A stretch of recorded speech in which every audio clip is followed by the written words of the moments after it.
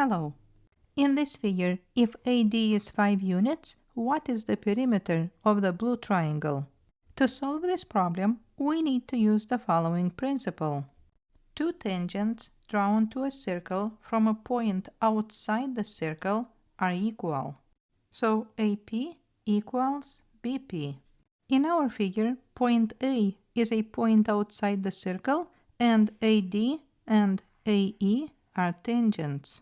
Then according to this principle, AD equals AE, so each one is 5 units.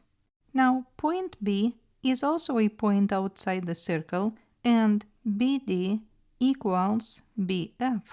And same with point C. CE equals CF.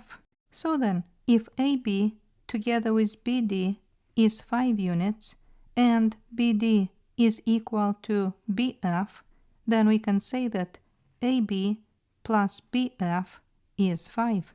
So I will write that AB plus BF equals 5. Same we have down here.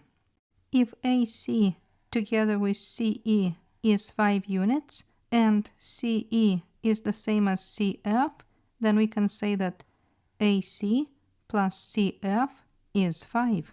So I will write that AC plus CF equals 5.